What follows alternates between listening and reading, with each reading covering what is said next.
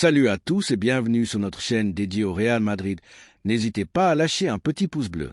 Si vous appréciez notre contenu, n'oubliez pas de vous abonner pour rester informé de toutes les actualités concernant votre club préféré. Dans cette vidéo, nous avons 3 nouvelles très importantes concernant notre club bien-aimé. Passons à la première. Dans le monde du football moderne, où les décisions se prennent souvent dans des bureaux avec des chiffres astronomiques et des promesses clinquantes rarement tenues, il arrive parfois que des histoires nous redonnent foi en la valeur du bon sens, en la vocation pour un style, en la fidélité à une idée footballistique et en l'enthousiasme de défendre les plus grandes couleurs du monde. C'est ce que nous vivons ces semaines-ci avec Martin Zubimendi, le fin milieu de terrain de la Real Sociedad, qui a fait une entrée remarquée sur le radar du Real Madrid. Malgré des propositions économiquement puissantes comme celle de l'Arsenal anglais, il a décidé de prendre du temps pour réfléchir. Et ce temps, madridista, pourrait bien changer complètement le destin du joueur et de notre club.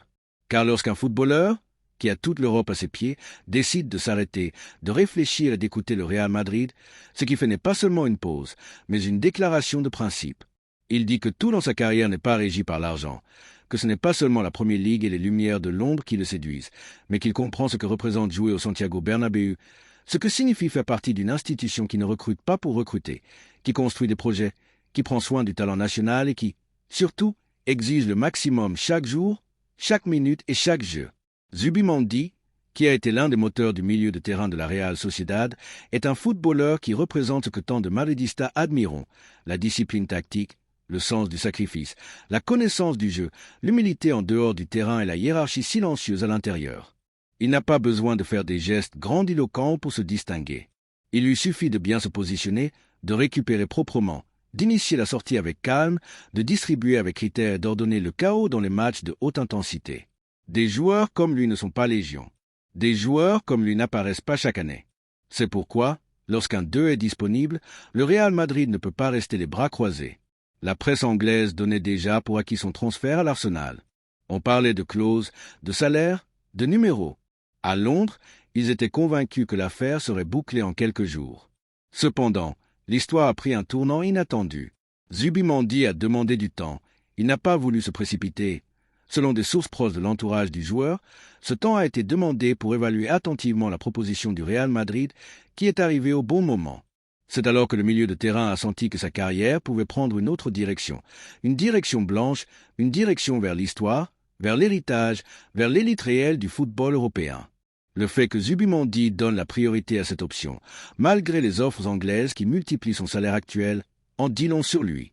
Cela dit qu'il n'est pas un joueur comme les autres, qu'il a une mentalité, qu'il valorise l'environnement, le type de football pratiqué par le club et qu'il sait parfaitement qu'au Real Madrid, on ne vient pas pour spéculer, mais pour performer dès la première minute.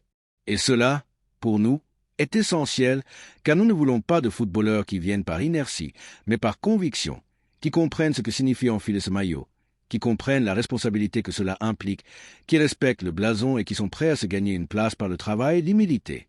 Dans ce sens, la figure de Xavi Alonso en tant que nouvel entraîneur du Real Madrid prend une importance vitale. Le technicien connaît de première main le profil de Zubimendi, il l'a vu grandir, l'a analysé en tant qu'entraîneur et l'apprécie profondément. Ce n'est pas une suggestion légère, c'est une demande claire. Alonso veut Zubimendi comme ancre de son projet, comme l'axe autour duquel le système tournera. Et si quelque chose a démontré Xavi au cours de sa carrière, tant en tant que joueur qu'en tant qu'entraîneur, c'est qu'il sait parfaitement ce dont un milieu de terrain a besoin pour dominer en Europe. S'il demande Zubimendi, c'est parce qu'il voit en lui les conditions nécessaires pour devenir une pièce clé dans le nouveau cycle blanc. Pour toutes ces raisons, du point de vue du madridisme, il y a de nombreuses raisons de s'enthousiasmer pour cette opération. L'âge du joueur, sa maturité, son expérience en compétition européenne, sa fiabilité tactique, son éthique de travail, sa sobriété dans le traitement avec la presse, surtout, sa cohérence dans la prise de décision en font un candidat parfait pour intégrer l'avenir immédiat du Real Madrid. Il ne vient pas pour être une star médiatique, il vient pour construire du football.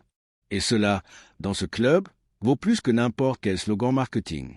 De plus, ce type de mouvement est celui qui consolide vraiment l'identité du Madrid en tant que club qui mise sur le talent national. Il ne s'agit pas de fermer les portes à d'autres nationalités, loin de là, mais de reconnaître qu'il y a des joueurs espagnols qui comprennent ce qu'est le football de ce pays, qui ont grandi en compétition dans notre ligue et qui ont une connaissance tactique émotionnelle du jeu qui s'adapte parfaitement au style dont le club a besoin. Zubimendi serait un nouvel exemple de la manière dont le Madrid, lorsqu'il le veut, se regarder vers l'intérieur et se renforcer avec le meilleur de la maison. Et si tout cela n'était pas suffisant, nous ne pouvons pas ignorer le composant symbolique d'arracher à la Premier Ligue un recrutement qu'il donnait pour acquis. Il ne s'agit pas d'une simple rivalité entre ligues, mais de démontrer que le Real Madrid reste la plus grande aspiration pour tout footballeur, même face aux chèques en millions des clubs anglais. Zubimendi a l'opportunité de marquer une différence, d'envoyer un message puissant au marché. Le football ne s'achète pas, la grandeur ne se négocie pas, il y a des trajectoires qui ne prennent sens qu'au Bernabéu.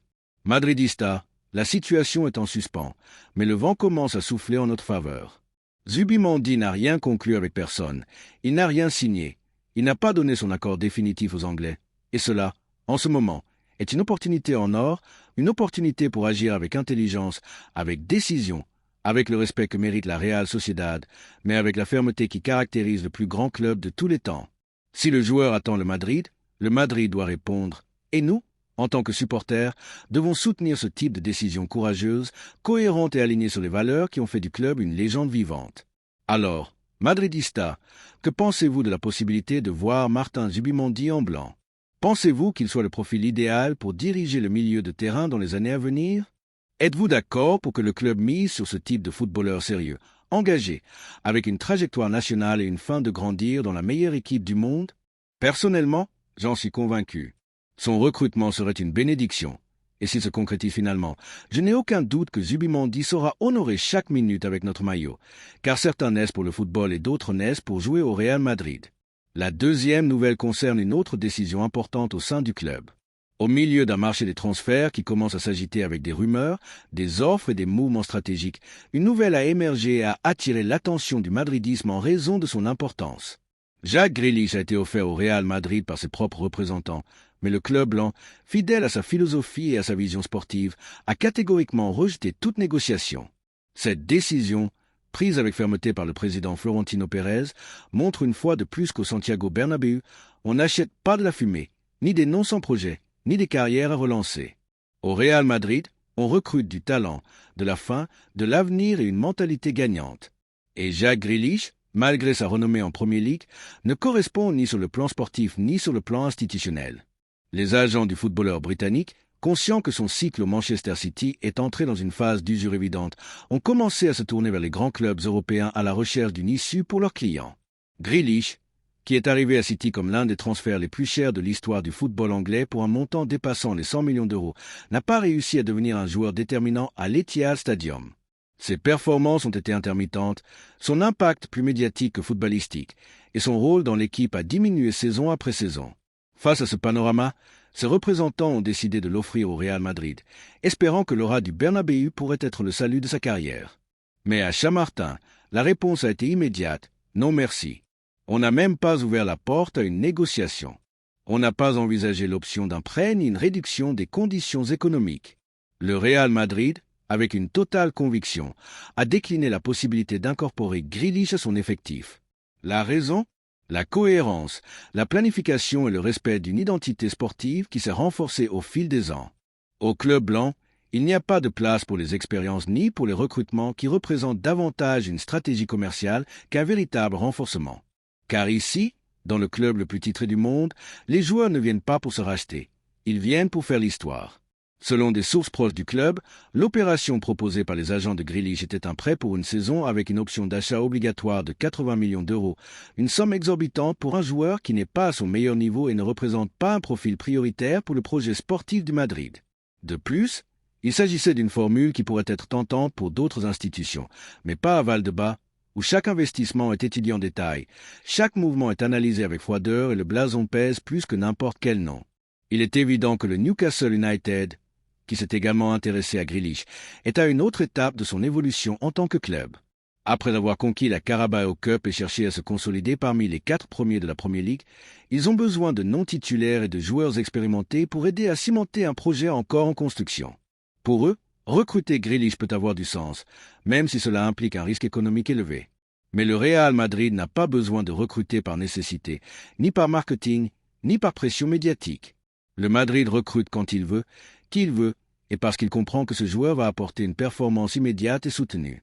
Et c'est là que réside le point central de cette décision. Le profil de Jack Grealish ne correspond pas à l'ADN du Real Madrid, ni par son style de jeu, ni par son attitude, ni par son professionnalisme, ni par sa fiabilité. Le club a besoin de footballeurs engagés, responsables sur en dehors du terrain, qui comprennent ce que signifie porter le blanc, qui arrivent avec enthousiasme et prêts à assumer la pression de jouer dans le club le plus exigeant de la planète. Des joueurs qui parlent avec leur football, parlent avec leur coiffure, leurs fêtes ou leurs réseaux sociaux. Car le Bernabéu n'est pas un plateau de télévision, c'est un temple de légende. Et ici, celui qui n'est pas préparé à concourir au plus haut niveau tous les jours n'a pas sa place. Florentino Pérez, une fois de plus, montre qu'il est un pas en avant sur le marché. Alors que d'autres clubs européens se laissent emporter par le nom et le marketing, le président du Real Madrid continue de miser sur la planification, l'analyse et l'intelligence institutionnelle. C'est la même stratégie qui a conduit le club à dominer l'Europe au cours de la dernière décennie, à rester l'équipe la plus respectée du monde et à maintenir une hégémonie construite avec des décisions courageuses comme celle-ci. Car dire non à un joueur comme Grealish n'est pas facile. Il a un nom, une renommée, des vidéos virales, des maillots qui se vendent, mais il n'a ni le profil sportif ni l'attitude qu'exige le blason du Real Madrid, et c'est ce qui compte vraiment. Heureusement, dans notre club, on ne recrute pas sous la pression externe. Ici, ce n'est pas l'agent, ni le community manager, ni les tendances qui commandent. Ici, c'est l'histoire, l'exigence et l'engagement envers la victoire qui commandent. De plus, ce type de décision envoie un message clair aux vestiaires et aux supporters. Le Madrid n'incorpore que des joueurs qui ajoutent, qui apportent de la qualité, du professionnalisme et une fin de gloire. Il n'y a pas de place pour des stars éteintes à la recherche d'un dernier train. Ici, on valorise le présent et le futur. Et si vous n'êtes pas en condition de donner le meilleur de vous-même chaque jour, vous ne pouvez pas faire partie de ce projet. C'est pourquoi le madridisme doit se sentir fier, car tandis que d'autres clubs recrutent sans plan, nous maintenons une ligne claire, sensée et efficace, car nous préférons renforcer ce que nous avons avec intelligence plutôt que d'accumuler des noms pour accumuler, car notre modèle de gestion est basé sur l'excellence et non sur l'improvisation. Êtes-vous d'accord avec la décision du club de rejeter Jack Grealish? Pensez-vous que le joueur anglais aurait pu apporter quelque chose de différent à l'équipe? Ou pensez-vous, comme beaucoup d'entre nous, que ce type d'opération plus médiatique que footballistique n'a pas de sens dans une institution qui aspire toujours au plus haut? Il est temps d'écouter le madridisme, de sentir le pouls d'une afition qui ne se contente pas du superficiel, qui exige de la performance, de l'engagement et du respect pour le maillot. Car dans ce club, chaque pas est fait en pensant à la grandeur, pas à la popularité. Et tandis que d'autres clubs cherchent encore comment copier notre modèle, nous continuons à avancer avec assurance, sachant que l'avenir est entre les mains d'une direction qui ne se laisse pas éblouir par l'éphémère, car le Real Madrid n'a pas besoin de reconstruction. Le Real Madrid n'a pas besoin de relancer des carrières. Le Real Madrid a besoin de champions. Et Jack Grealish, aussi beau que cela sonne dans les titres, n'en est pas un. La troisième nouvelle est un énorme coup de théâtre qui doit être confirmé au Madrid. Dans les couloirs de Valdebebas et dans les bureaux du Santiago Bernabéu, on respire l'enthousiasme. Le marché des transferts est entré dans une phase cruciale. Bien que de nombreux noms soient déjà sur la table, d'autres ont commencé à émerger avec force ces dernières semaines. L'un d'eux, peut-être moins médiatique mais avec un potentiel énorme, est celui du jeune latéral gauche Jorel Ato, âgé de seulement 19 ans, de l'Ajax d'Amsterdam. Une pépite de la pépinière néerlandaise qui s'est attiré le respect et l'admiration du football européen pour sa précocité, sa maturité et son niveau compétitif. Selon diverses informations provenant des Pays-Bas et confirmées par des médias proches du club blanc, le Real Madrid serait très proche de lancer une offensive décisive pour le prometteur défenseur, qui pourrait devenir l'un des renforts clés du projet mené par Xabi Alonso, le nouvel entraîneur de l'équipe merengue, se profilant comme l'une des principales options pour renforcer le côté gauche, surtout si finalement l'arrivée d'Álvaro Carra, un autre nom qui avait été sondé par la direction sportive mais dont l'incorporation semble stagner, ne se concrétise pas. La figure de Juni Calafa, chef du scouting international du Real Madrid, est à nouveau au centre de l'opération. C'est précisément Calafa qui, après avoir analysé en profondeur le développement et la progression d'Ato à l'Ajax, a recommandé son recrutement directement à Florentino Pérez. Ce n'est pas une suggestion mineure. Lorsque Juni parle, le club écoute. Son historique de réussite sur le marché est plus que connu et c'est pourquoi son insistance à incorporer ce jeune talent néerlandais doit être prise avec toute la sérieux qu'elle mérite. Mais qui est vraiment Jorel Ato et pourquoi suscite-t-il tant d'enthousiasme au sommet du club blanc? Ato est un latéral gauche-gaucher qui a fait une entrée remarquée en Eredivisie, devenant un titulaire indiscutable dans l'un des clubs les plus traditionnels en matière de formation du continent. L'Ajax, malgré sa jeunesse, a démontré une capacité de leadership qui impressionne. Non seulement il excelle en défense, mais il a également une capacité notable à se joindre à l'attaque avec critères, offrant de l'amplitude, de la profondeur et des centres mesurés qui génèrent un danger constant. Comme si cela ne suffisait pas, Atto a également joué en tant que défenseur central à plusieurs reprises, démontrant sa polyvalence et son intelligence positionnelle. Dans des systèmes comme celui que Xavi Alonso proposera probablement, alternant entre des défenses à 3 et 4 joueurs, ce type de profil est particulièrement précieux. Pouvoir compter sur un footballeur capable de s'adapter à différents schémas tactiques et exigences du jeu moderne est sans aucun doute un atout important pour tout entraîneur. Mais au-delà de l'aspect sportif, il y a un aspect qui a fini par faire pencher la balance en faveur du Real Madrid, la volonté du joueur lui-même. Depuis les Pays-Bas, on insiste sur le fait que, malgré l'intérêt de plusieurs clubs européens, certains même prêts à offrir des montants supérieurs à ceux du club blanc, Jorel Atto a manifesté sa préférence claire pour signer avec le Real Madrid. Et ce n'est pas pour rien. Le poids de l'histoire, l'ambition sportive et l'opportunité de faire partie du plus grand projet du football mondial sont des raisons plus que suffisantes pour qu'un jeune affamé de gloire voie dans le Bernabéu sa destination idéale. Cette prédisposition du joueur pourrait être la clé pour conclure une opération qui, selon diverses sources, bénéficie déjà de l'approbation favorable de l'Ajax.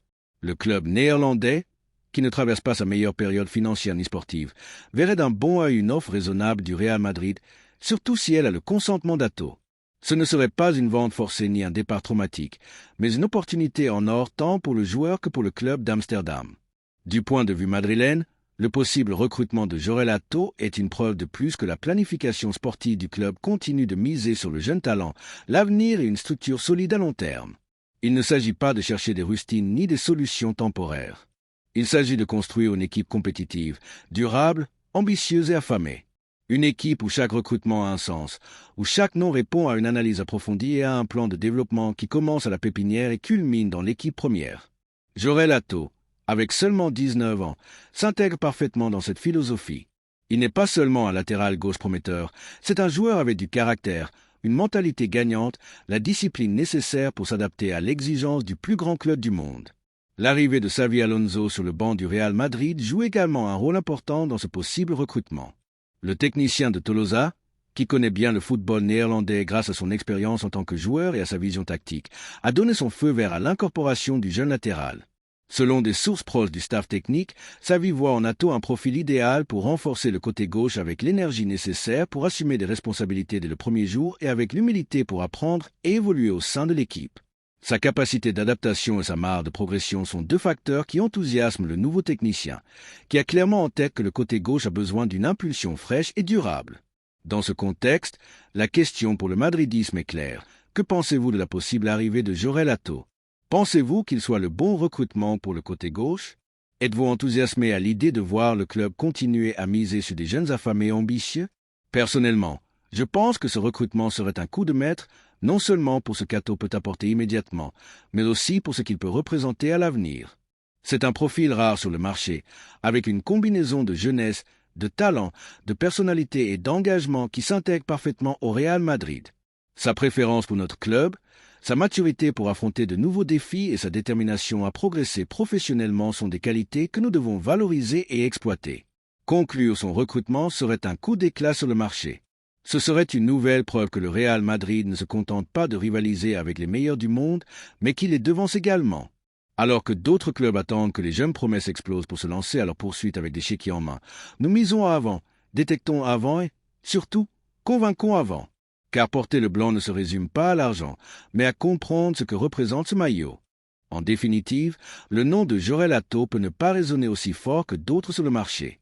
Mais si quelque chose a démontré l'histoire récente du Real Madrid, c'est que les grands recrutements ne se mesurent pas toujours au nombre de titres dans la presse. Ils se mesurent à l'impact sur le terrain, à l'attitude lors des entraînements, à la fidélité au blason et au désir authentique de triompher dans le meilleur club du monde. Jorel Atto, sans aucun doute, réunit tous ces éléments et, si son arrivée se concrétise finalement, le madridisme aura une nouvelle raison de rêver, car il ne s'agit pas seulement de recruter, mais de construire. Et recruter Jorel Atto, ce serait construire l'avenir, continuer à grandir, continuer à gagner. Que pensez-vous, madridista? Accueillons-nous ce diamant néerlandais? Laissez-nous votre opinion dans les commentaires. Merci d'avoir regardé cette vidéo et j'espère que cette vidéo vous a plu. N'hésitez pas à lâcher un petit pouce bleu, vous abonner à la chaîne et à activer la cloche pour ne rien manquer des prochaines vidéos.